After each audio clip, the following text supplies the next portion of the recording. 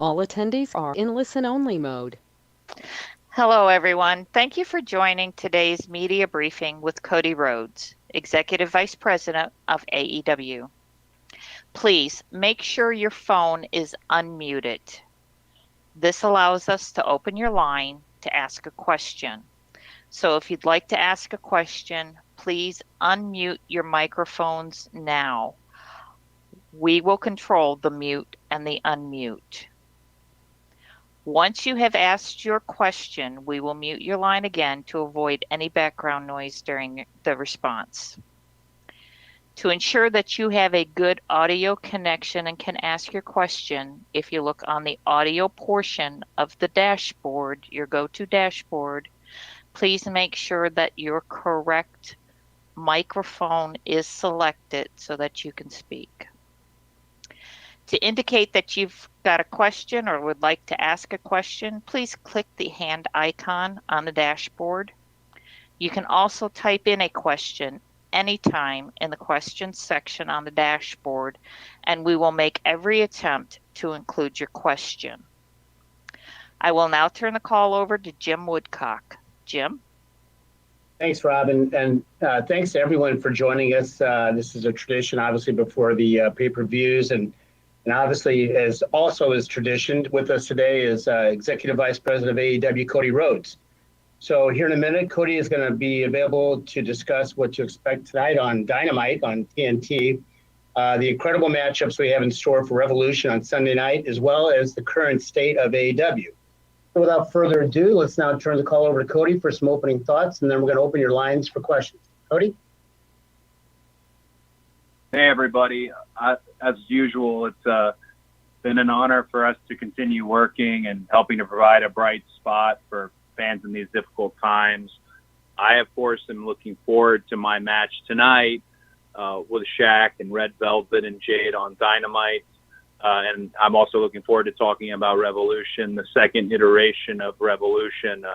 It will be nothing short of spectacular. You have the AEW Women's World Championship, the AEW World Tag Team Championship, a street fight featuring Sting, the face of the Revolution ladder match, which I am in, big money match, Casino Tag Team Battle Royale, and then, of course, the AEW World Championship contested between the champion Kenny Omega and Jon Moxley, exploding barbed wire death match, and always, I love talking to you guys.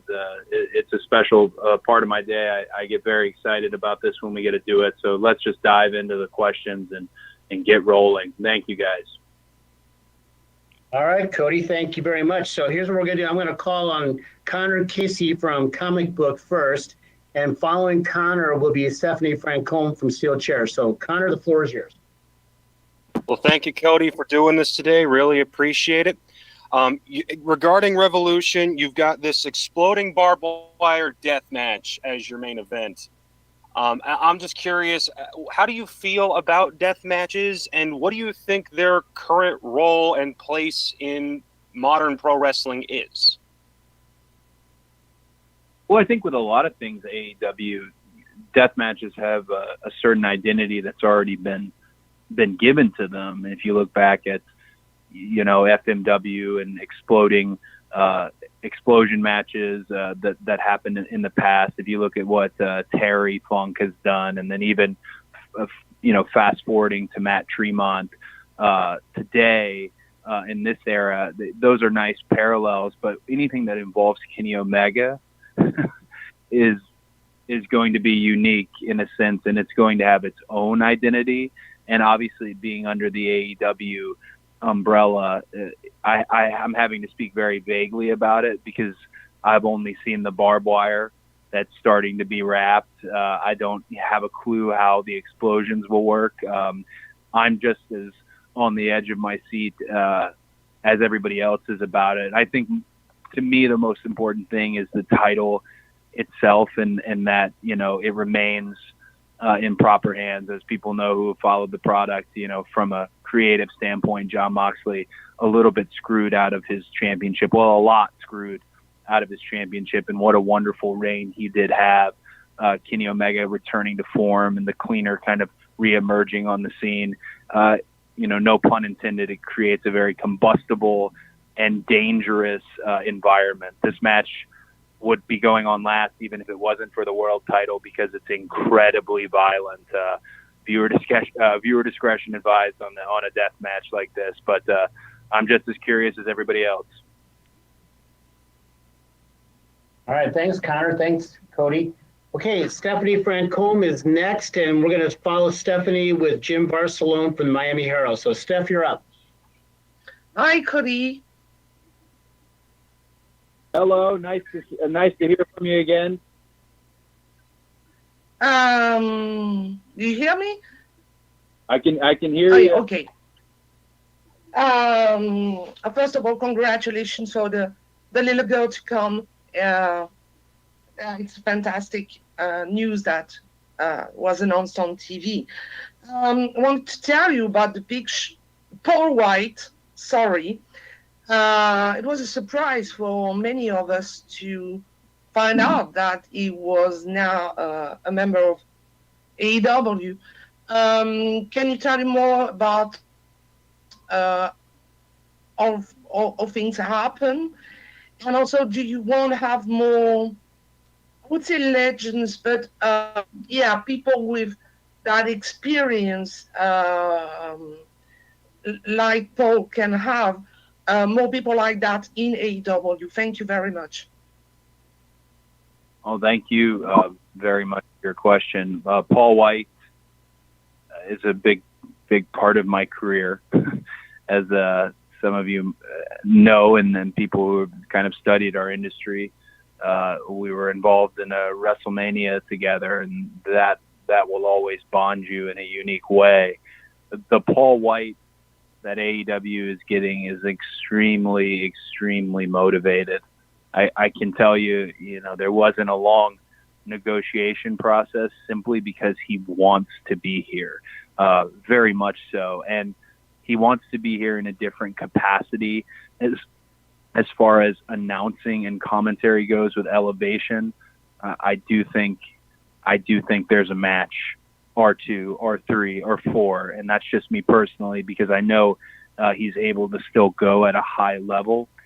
But from a management standpoint, I'm most excited about him just being in our locker room and being seen, because we have so many young people who are now all of a sudden famous.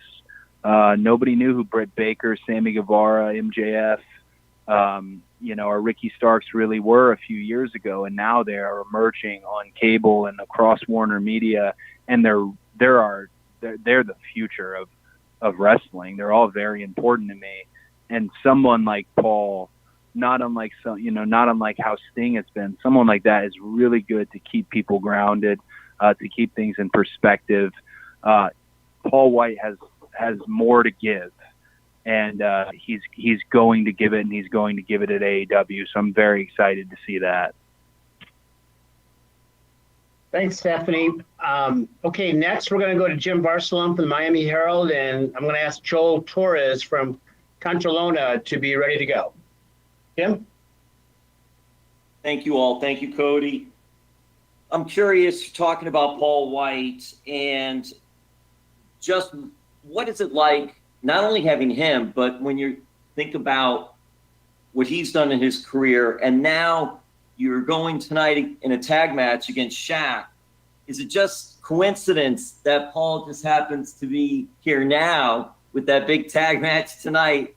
There's some history there between Paul White and Shaq. And what does it mean to have Shaq with AEW and having some people like that? You've wrestled Stephen Amell as well.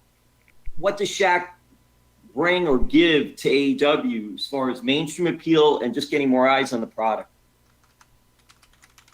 Well, the timing of everything is certainly there's a lot of kismet involved, a lot of serendipity with that, but it is coincidence. Paul White is entering a different phase in his career, and Shaq has entered into what I guess would be considered a rivalry with him and Jade and myself and Brandy, who was unable to be part of this match because the greatest gift on earth, the fact that she's going to have a baby, and Velvet stepping up to the plate in such epic fashion. For me, Shaq's presence and what Shaq brings is obvious. He definitely has a very large audience, a very large following. If you look at everything he's doing with Shaq Life, and you look at his world and all of his entrepreneurial efforts, he's really a model businessman. But for me, this match, I would like to see Red Velvet really hopefully emerge the star and hopefully emerge victorious of this. You know, if anything, this match has presented a big opportunity for both Red Velvet and for Jade. Our women's division is continuing to grow. We're continuing to cultivate it. The Eliminator tournament that's happening, and to be able to, during a pandemic, cross the ocean to make it happen. But it was not easy. Tony Khan moved heaven and earth to get production in Japan, and he made it happen. So for me, this emboldens and bolsters our women's division. You know, I'm not going to say anything mean about Shaq, because he's entering a different world. If I was to step on the court and play horse with Shaq, it would be a joke. And I hope he's ready. I know he trained, and he's trained near me, but we'll see. I don't think he's got enough gas in the tank to compete with me. All right, thanks both. And now, as promised, I'm going to go to Joel Torres from Contralona, and John Alba from Spectrum Sports. You will be next. Joel. Hi, Cody. How are you? So great to meet you. Oh, very nice to meet you too. So, Cody, talking about Red Velvet and your match tonight against Shaq and Jade Cargill, and obviously Red Velvet being a Latina wrestler, you know, you guys in AEW have shown a lot of importance to the Latino pro wrestling. How important is for you to have a Latina wrestler like Red Velvet by your side tonight on this match?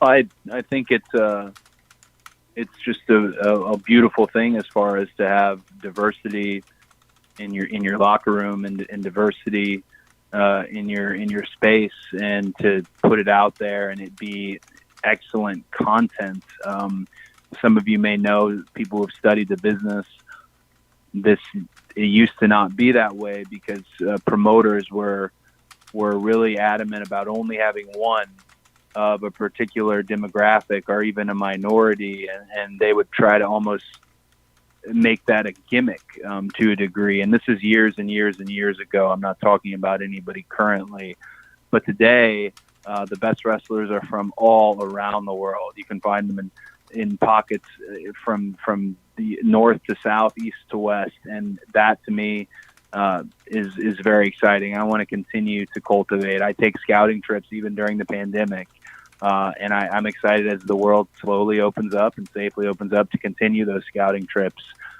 because the diversity for us is paramount, and we want to represent as many individuals and cultures and identities as we can. I think the language of wrestling is universal. Thanks, Cody. John Alba, you're going to be next, and then following John will be Amy Nemedy from WrestleJoy. So, John, floor is yours. Thank you very much, guys. Cody, first off, congratulations to you and Brandy on the baby. Very exciting stuff.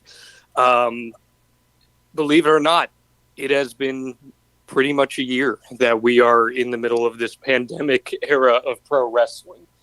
And it really felt like AEW was on the verge of breaking through to another level, with Blood and Guts coming up and the debuts of Brody Lee and Matt Hardy, and then everything shut down.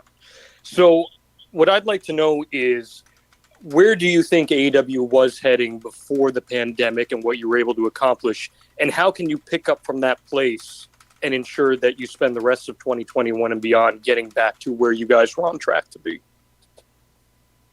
Well, we were heading to the frickin' moon, buddy. I honestly, we were rolling, and you look at Prudential Center and that sellout and what Blood and Guts was going to be. That's so wonderful, but the pandemic happened not just to wrestling. You know, it did hit the hospitality industry really hard. It did hit entertainment incredibly hard, but it hit everywhere really hard. And a lot of people have faced so many hardships. I think the number is 40 million unemployed. And forgive me if that's hyperbole. I don't think it is, though. So I don't want to, whine about what happened to us. Instead, I want to help those who have experienced it with us, which the wrestling fan wasn't sure they were going to get wrestling on a weekly basis. You hear a lot about these fabled Norcross shows that happened when AEW and the pandemic first hit and lockdown started to happen, and the marathon, the march, 30-something matches, and in only 26 hours. It was some absurd data that we were able to pull it off, and those shows genuinely saved the company. That's why they have such a soft spot, because our job is to provide content for TNT, and we have continued to do that, and they've been such a wonderful partner. But we had to pivot like everybody else had to pivot, and now as vaccines are starting to become regular, and the Johnson & Johnson one was just approved, and you start to see vaccines for every citizen of the U.S., I think there is going to be a large bounce back with people who want to go out there and get their entertainment, get it safely, and get back to the way things were. I really think it will only behoove AEW in time, because we never gave up. We never flinched. Signings were still happening, big signings at that. And progress was being made in the show. We didn't just pump out some evergreen content and say wait and say we'll be right back. We've been here the whole time. So I think we'll continue on that trajectory. This was good, a good challenge for us that we met it head first, and I think we set the standard for how wrestling can be done in a pandemic, with how Keith Mitchell and Tim Walbert shot wrestling from Daly's Place and continued to shoot it, with Tony's application of the locker room and getting every independent wrestler who was out of work basically some sort of work at AEW and making them part of our crowd, the testing protocols, the temperature scans, the fact that I can't walk from one room to another without a certain wristband on. It is overkill, but it needed to be overkill, and it's provided a safe working environment. So I'm ready for the next wave of it, though, and hopefully slowly but surely. Texas, I heard, just opened up, but we aren't going to be the first to dip our toes into that water. We're going to do this as safely and properly as we can, so that wrestling fans feel comfortable. Thanks, Cody. All right, so next up is going to be Amy Nemedy from WrestleJoy, and then I'm going to follow with a write-in question from Kyle Masters of All Elite Podcast. So, Amy, you're up. Amy, you need to unmute yourself. Thank you. Hi, Cody. Thank you very much for taking my question. I want to touch back to Red Velvet real quick. You mentioned that she has epically stepped into this position to replace Brandy within this feud. You had also mentioned that you have her on a sort of special retainer contract. Considering that we've seen sort of a meteoric rise with her, from her ring work to her promo work, especially in the build up to this feud with Shaq and Jade, what's next for Red Velvet? And may we possibly see her signed full time with AEW? I mean, that's a beautiful question, and to me, the answer is within the question. She's stepped up. We've seen her, and I would hope that it turns into a full-time gig and a part of being a part of the All Elite locker room full time. Not that a tier 0 or a retainer type contract isn't being part of our family, but Tony is really careful, conservative, and diligent about when you see that such and such is All Elite graphic. He really wants to make sure that that's somebody in it for the long haul, somebody there for the future, and I think that's a big part of today. As well, specifically Red Velvet, and looking at her, and she went from being a replacement to she's not a replacement at all. She's changed the makeup of the match. So I kind of want you to ask me that same question in 24 hours. I think she's going to kill it, and I think she's going to hopefully become part of our family. I don't mean I could be talking complete nonsense in this moment, because I bet you I'm going to look at a legal memo here in a second, and perhaps we already signed her, but I'm pretty sure I'd like to advance things with her if all goes well tonight and if she's able to execute when the red light is on. Okay. I'm going to ask a question on behalf of Kyle Masters from All Elite Podcast, and then following that will be Stephanie Chase from Digital Spy. So, Cody, the question from Kyle. The AEW Women's Tournament has been a great success so far in fan enjoyment. Most of the tournaments have been very well received in AEW since its inception. Are tournaments now becoming a staple of AEW? Will we see more in the future, especially on Dynamite / PPVs? And will we see the American Nightmare in more of these in the future as well? Oh, tournaments are absolutely part of what we do. You know, initially looking at AEW, we wanted to have several portions of the show provide a sports-based outlook on our industry, and a tournament's so good for wrestling because those matches in a tournament are just for the opportunity at another match. You're buying more time. You're getting more water in the glass. And I was part of the TNT title tournament, and just a beautiful thing. Some of my favorite shows growing up were tournaments.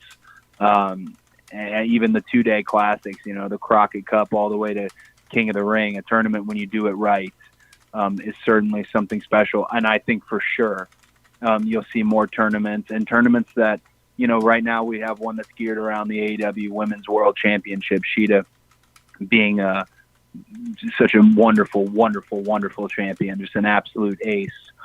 And then you're going to see tournaments that perhaps have their own peripheral item that involves and things of that nature. So tournaments around the titles and tournaments around bragging rights and specific things that talents can acquire. But yeah, there'll be more tournaments for sure. I'd hope to not only see tag tournaments and singles tournaments, but, you know, somewhere down the line, I'd love to see a trios tournament as well. Okay, thanks, Cody. Okay, Stephanie Chase, you're going to be next, and following Stephanie will be Bill Pritchard from WrestleZone. Stephanie, you're up. Hi, Cody. How are you? I'm good. How are you? I'm great, thanks. And thanks for talking to me today. I was wondering, we know how much of a fan of Sting you were growing up. So what has it meant to you personally to see him sign with AEW and for your company to be able to be the ones to give him an opportunity to have another run? That's a great question. Nobody was more of a little stinger than me. I would go to the shows, and the merchandise stands had the temp tat that you would put on your face, and my mom would wet the tat, and then I'd be so excited I'd usually take it off too early and have like a real NWO Bush League style Sting paint on my face. But I'm such a fan, and I think Sting right now, the question is, can Sting have a regular wrestling match? You know, can he do that? Can he go bell to bell in a live setting? I would bet he absolutely can. There's a lot left, and I don't know if anyone noticed when he hit Ricky Starks with the bat, but his frenetic movement, his dynamic motion is still there, and that's dangerous as far as if you're his opponent, especially because people forget Sting is a big guy. He's from a generation where there were, you know, he was more of a light heavyweight, but now he's definitely a full-blown heavyweight and a little bit taller than some of our roster. Having him here is wonderful. I want to make sure he's happy. I want to make sure he has a great place to be here, and I think he's in it for the long haul with AEW and our family here. Thanks, Cody. Okay, Bill Pritchard, you are next. Bill Pritchard from WrestleZone, and then I'm going to follow with a write-in question from Kenny McIntosh from Inside the Ropes. Bill, you're up. Bill, you're muted. There we go. Hey, how you guys doing today? Good. How are you, bud? Not too bad. So I kind of wanted to touch on this comment Shaq made in an interview. He said that he expects this match to top all other celebrity matches in the past, and Pat McAfee kind of chimed in and said, no, it won't. But I wanted your take because you already have experience in that area. You faced Stephen Amell before. Is there any added pressure just facing a non-wrestler in general? Is there, like, do you pay attention to comments like that where you try to raise the bar, so to speak? Well, I think, I didn't see this particular comment, especially from Pat, which is super bizarre because I'm pretty sure Pat's trying to get a job at AEW like every other day, but that's another conversation. I like that Shaq made that comment. I stand by that comment myself. I'd make the same one because you have to continue to raise the bar, and you can't do. There's a lot of old veteran wrestlers who have these opinions on how you're supposed to do a celebrity match. My opinion is this: you have to wrestle. If you're showing up for a wrestling match, you have to wrestle. It can't be, oh, they're not from our world, they shouldn't be able to lock up. None of that. Shaq trained.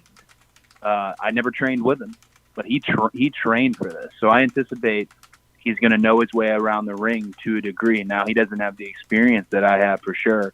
But if he did train, and we're talking about a multiple-time world champion in the NBA, we're talking about a former MVP, that athleticism is once-in-a-lifetime athleticism, which is where I would be confident in saying hopefully it is the best celebrity match of all time. Because if he did train and he is the man we know that is Shaq, then by all means, I hope we can set a new standard and raise that bar and not only set a new standard, but perhaps give a different outlook on what a celebrity or crossover type match should be.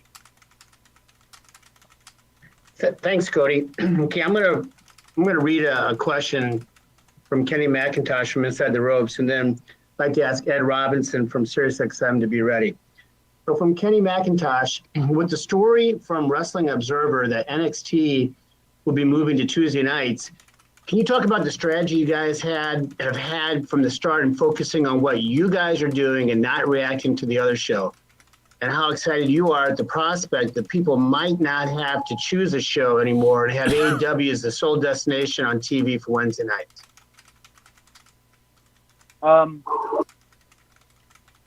Yeah, I obviously anticipate this question to a degree. If that's the case, if we're no longer going to be opposed on Wednesday nights, I'm sure we'll come up with some sort of, wonderful statement. I mean, what could I say? Congratulations to NXT on a successful move to Tuesday nights.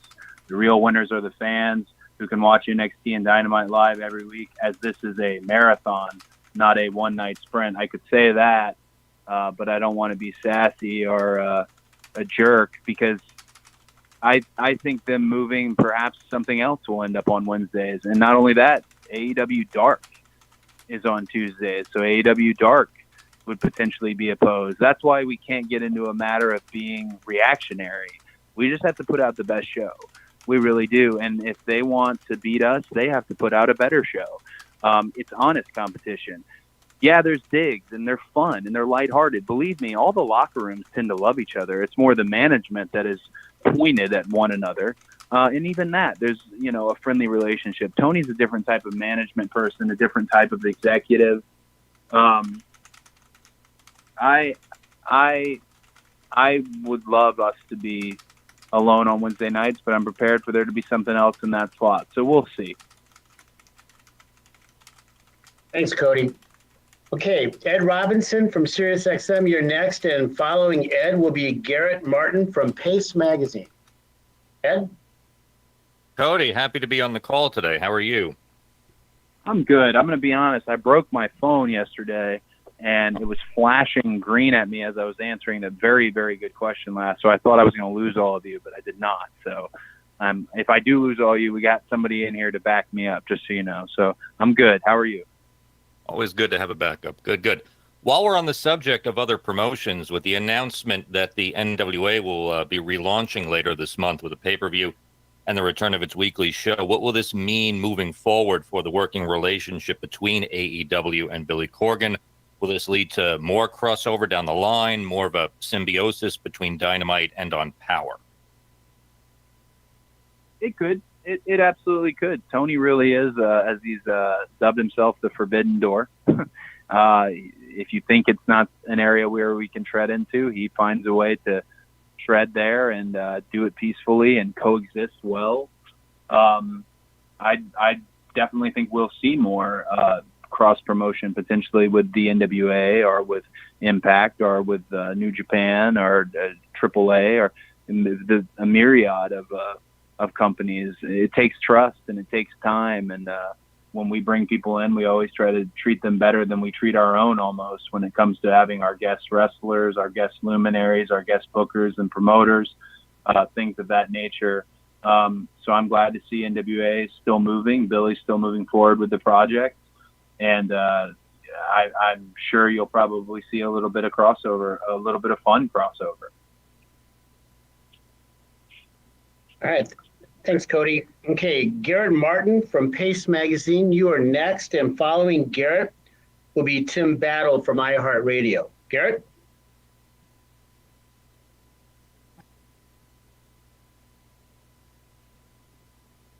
Hi, can you hear me? I can hear you, my friend. Oh, cool. Hey, I couldn't hear you. So, yeah, quick question. You've got a new show coming out in a couple weeks, AEW Evolution. How's this going to be different from Dark or Dynamite? Thanks. I would want people to tune in for the first AEW Elevation, and Paul White joining us on commentary, first time for him really in his career as an analyst and broadcast journalist, as Heenan used to put it. I think, to give you a little spoiler potentially on AEW Elevation, again, I want everyone to watch and see. It's going to be similar to Dark, but there should be more of a focus on potentially individuals, part of our roster. And Tony Schiavone is the one who is spearheading that. I think you're going to see some one-to-one pieces, some sit-down interviews. I think you're going to see a little bit more of a character insights, not unlike you see with American Ninja Warrior or even my other show on TBS, Go Big Show, where we learn a lot more, hopefully, about why these wrestlers are stepping into the ring, why these men and women are competing, what this means to them, and their place in AEW. So I think that and a few other items, of course, the biggest item being Paul White, will separate AEW Dark Elevation from its predecessor, AEW Dark. Thanks, Cody. Okay, next up is Tim Battle from iHeartRadio, and following Tim will be Sean Layless from CBR. Tim? Yeah. Hey, Cody. So, there's a lot of buzz around your match tonight. Some might say that this would be a pay-per-view type of match. Do you think the match loses a little bit of edge being on Dynamite instead of the pay-per-view on Sunday? And then also, how hard was it to convince Tully to get back in the ring tonight?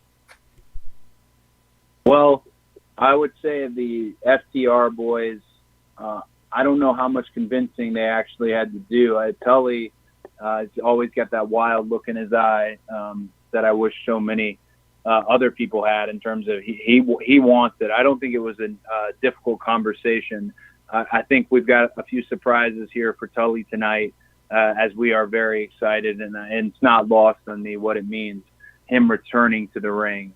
As far as Shaq, myself, Jade, and Red Velvet in this tag, I think it fits just great on Dynamite.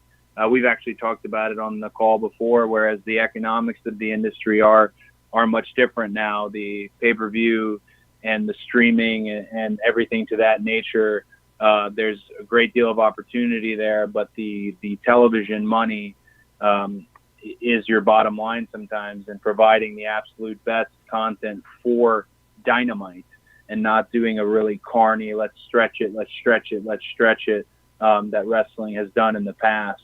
So I'm excited that it's on Dynamite and it's live, and that it's not only live and on Dynamite, but it's kicking off the show, it being the very first thing.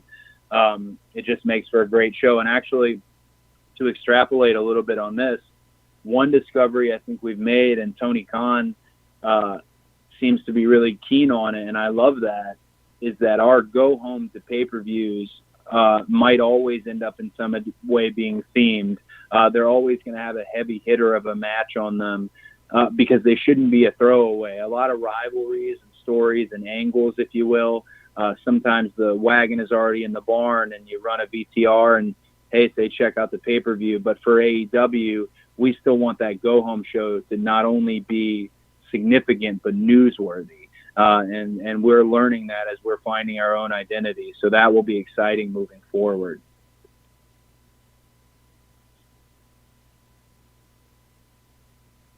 Thanks, Cody. Sean Laylis from CBR is next, and Sean will be followed by Cassidy Haynes from Body Slam. Sean? Hey, Cody, congratulations on the upcoming child. It's going to make you a different person. Oh, thank you. My son, he's 11. He became a wrestling fan because he saw you, your brother, and your dad in a Scooby-Doo movie. With Shaquille O'Neal being on the pay-per-view this weekend, with Snoop Dogg coming on, I assume you're probably going to help Stephen Amell promote Hills when it starts up. What is AEW's stance when it comes to crossing over with non-wrestling to bring in fans who might not have watched it before, or maybe bring back fans who used to watch in the past using the crossovers? Well, I love that you enjoyed that Scooby movie, and it's actually funny to me that is the last thing we worked on as a family, and I've actually never seen the movie myself, but the fact that we did the voiceover work for it with Dusty and Dustin and myself, I'm glad it resonated. For me, I've really taken it upon myself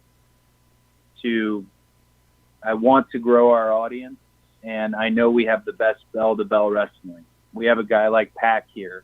So just a guy like Pac guarantees me that we have the best bell-to-bell wrestling. But I need people to watch it. I need them, if they come for Shaq, maybe they'll stay for somebody like Pac. I keep using him as an example just because I'm a big fan of his work. But I definitely think you will see more crossover, and you'll see crossover done in a respectful way. Like I said, Shaq trained.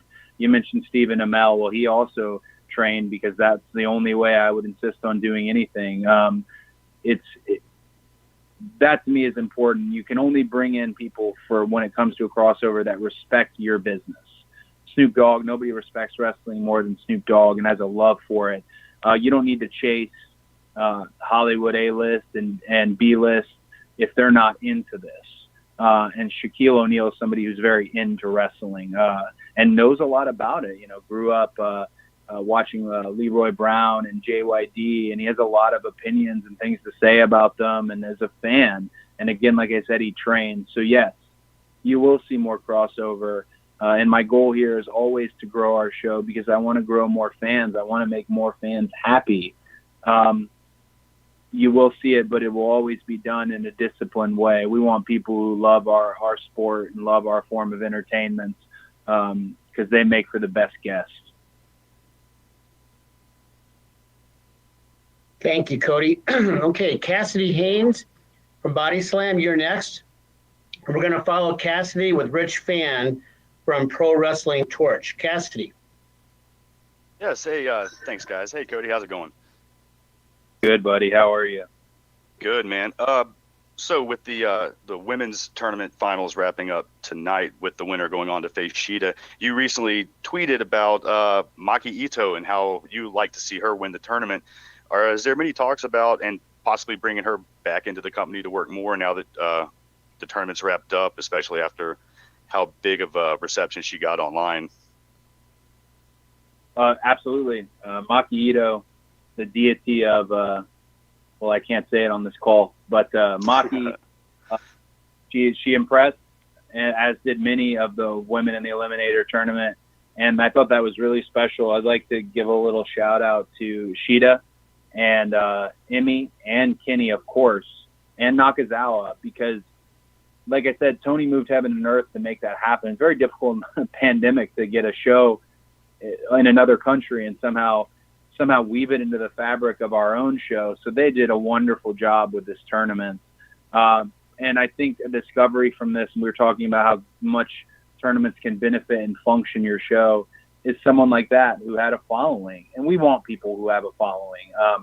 The hardest thing to do, they say in sports, is to hit a baseball. To me, the hardest thing in sports is to connect with the fans. And if you connect with the fans, that's why you will see somebody like a Maki Ito. That's why you see somebody like a Ryan Nemeth. They have a connection with the fans. You don't want to be the best worker that no one's ever heard of or never connected with. So, personally, there's been conversations on my end. I know a lot of the women in the locker room were a fan and would love to work with her. So let's take a look as things open up. I'd say it's pretty likely you see her again in an AEW ring. Thanks, Cody. Okay, next up is going to be Rich Fan from Pro Wrestling Torch, and then I'm going to ask a question on behalf of Jason Powell from Pro Wrestling Net. Rich? Hey, Cody, always good to hear from you.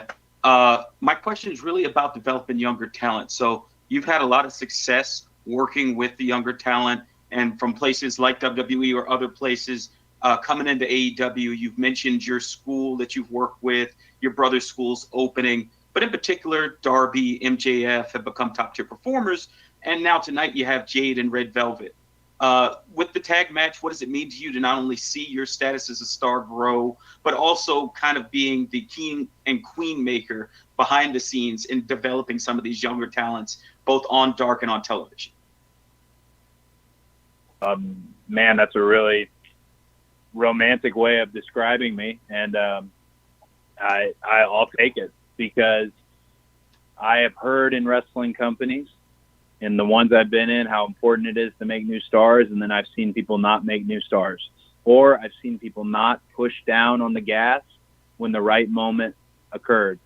And here, there's such an open mind, and Tony runs such a different business that we are seeding. You don't want to have a top of your roster and then nothing, and then a bottom of the roster. You do have to fill out the middle of the card, the preliminary matches, and then you're able to pluck from there and bring them up to the top.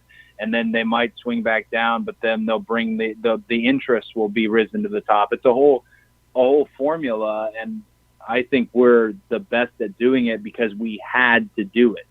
We started with a lot of unknown people, or a lot of people who had like a punk rock following where everyone told you about how great they were, but you'd really never heard of them or seen them. So we had to do it quickly. And if you look at, I mentioned Britt, I mentioned Ricky Starks, MJF, Sammy Guevara, and then you can look at somebody like Anna Jay, then you look at somebody like Jade and Red Velvet. That is our job. That is our job, to make them so wanted and needed and seen that you have to have an action figure of them, that they have to get media requests. And to me, that's the thing.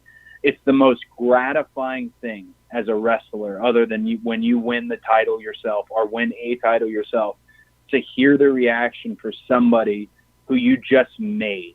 And I know we're talking inside baseball here, and I am by no means am a salty old veteran, but I have been doing this since I was 15 years old. I've heard what that sounds like, and it's an absolute high that no drug on earth can give you. It's a very real thing, and I just hope we can continue to do it. And that will take not only looking at our own dressing room, our own locker room, it's going to take looking out in the world and finding people. Bill Watts was the master at finding, men and women from other walks of life, whether they're from basketball, baseball, gymnasts, things of that nature. You're going to have to look beyond just wrestling schools, and we do that at the Nightmare Factory. It's one of my favorite things to get a look at people. I'll tell you, one of the people we took a look at was Wardlow, and that guy's money in the bank.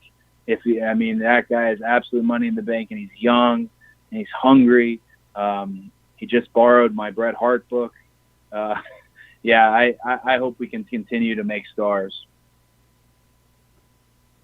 Okay, I'm going to read a question from Jason Powell from Pro Wrestling Net, and we've taken the liberty of spinning the wheel for our final question, and landed on Michael Salick from SE Scoops. So first we're going to go with the question from Jason, get Cody's answer, and then we'll end with Michael. So from Jason Powell, The company announced that AEW Dark Elevation will be starting this month, and there's still the forthcoming TNT show in addition to Dark and Dynamite. I'm curious to know what the taping plan for all this content will be once the world gets back to normal. Can you tape all this in one night without it being overkill for the fans in attendance, or is there a plan to spread out the various tapings somehow? Well, that's a great technical question, and I wish I had a really good technical answer. With all the content that's moving forward, that's an area where I'm going to leave it to Greg Warner, who I'd like to give a special shout out to, who heads production, Keith Mitchell, our executive producer, Tim Walbert, our director, and their teams to help coordinate something that's logistically the best for us. We want to make sure fans have the best experience, and it's not a marathon style taping as I've been part of in the past, not at AEW, but I know how they feel, and I know where they can I'm trying to use the right word, they can linger and fatigue, especially for families. So we'll do everything we can to make it logistically and functionally correct. I'm sorry that wasn't a technical answer, but those are the guys who I'm going to rely on to do it, Keith Mitchell and Greg Warner and that team, because they're wonderful at what they do, and they have many, many years of experience doing this. And Tony will have his own plan, and we'll be off to the races. All right. Thanks, Cody. And as promised, to wrap it up for us here, Michael Shalik from SE Scoops. You won the lottery. You get the last question. Michael, you ready? All right. Best for last. Here we go. Cody, thank you for your time today. Following the announcement of AEW Dark Elevation, Tony Khan confirmed that a second TNT show is still in the works for later this year. Could you tell us, do you expect that this show will have a different format than Dynamite? Might we see a trios division, more outside the ring content, or something else? Well, I know you're not speaking about AEW Dark Elevation. I know you mean the promised additional hour of content on TNT, actually. I think all our shows will end up with a different format. It's a bit of a brain trust in forming those formats right now. The focus is AEW Dark Elevation, how we can make that different, and how we can feature our younger stars, our preliminary stars more to get to know them. I can tell you one thing we won't do with AEW Dark Elevation is we're not going to bait and switch. We're not going to give you a show on night one that doesn't reflect what that show will be like the rest of the year or the rest of many years. When it comes to the additional hour of content on TNT, and I'm careful to say third hour because people sometimes think that means we're going 3 hours, which we are not. When it comes to that, I can only tell you that it has a name, and I love its name, but I can't tell you what it is, and hopefully on the next media call we'll be talking about it. But it will happen in 2021. In addition to that, there's some other news featuring some other AEW talent regarding another show that is also in the Warner Media family. So please, if you're part of our wonderful media list, or if you're out there and you work with Fleischman and Mandy and all these wonderful people who set this call up for me, please keep your ear to the ground, because we have made some pretty large moves, and we aren't stopping. We're moving forward full speed ahead, going all in. Okay, well, Cody, thanks a lot, and to everybody who joined us. A lot of thanks to everybody. You know, we're about 5 hours away right now from Dynamite, so on behalf of Cody and Tony Khan and everybody at AEW, we're very grateful for your continued coverage and your interest. So we're going to wrap it up. We're going to be distributing an audio copy here shortly. So again, thanks for joining the call. Remember, Sunday night, Revolution pay-per-view, and we hope you have a great day, a great week, and we'll see you tonight, and we'll see you on Sunday night. Thank you.